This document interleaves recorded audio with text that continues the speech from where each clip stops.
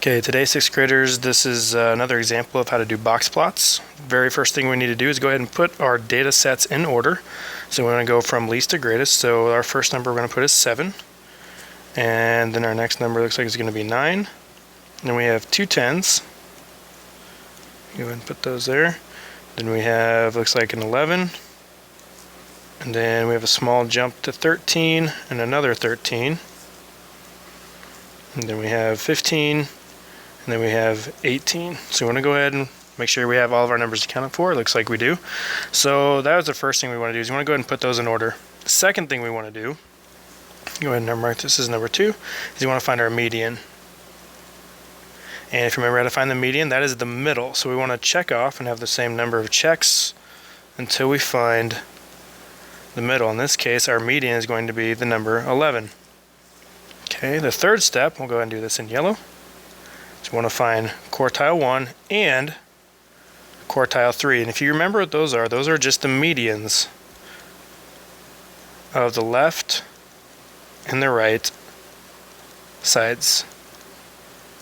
So I want to find the middle on the left. So what I want to do is go ahead and check off just like we did until I get to the middle on the left, and I recognize that if I check off one more from the left side to get to the middle, I'm going to have to check off another one. I'm going to be left without any number. So I need to find the middle of 9 and 10 for quartile 1.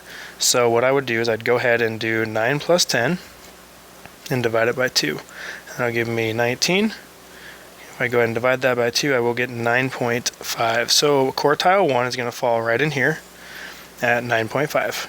And I'm going to go ahead and do the exact same thing on quartile 3. I'm going to go ahead and check off till I get to the middle.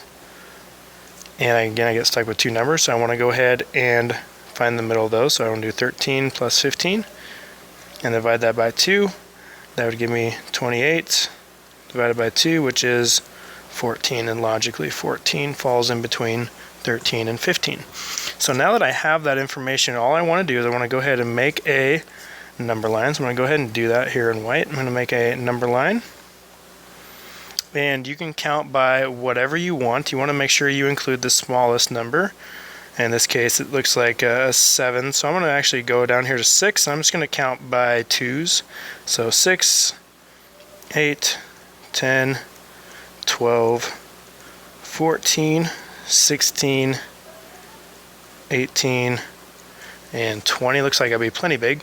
And what I want to go ahead and do is I want to go ahead and put a dot for each of these. So the first thing we did is we found our median, which was 11. So I want to go ahead and find 11, which would be about right here, and put a dot there. There's our median.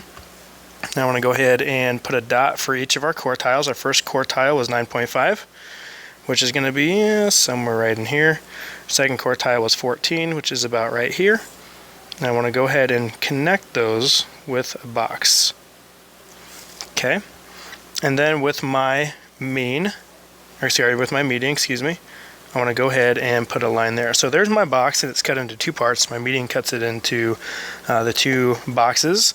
And then the last part I have to do are the whiskers, and those are simply looking at the lower extreme and the upper extreme, which is a fancy way of saying your biggest and smallest numbers. As long as there's no outliers, those are the numbers we want to go ahead and put a dot by. So we want to put a dot right here above 7 for our lower extreme, a dot right here above 18 for our upper extreme, and we want to go ahead and connect those to the quartiles. And so to answer this question, to make a box plot from the data set, is again, you want to find the median.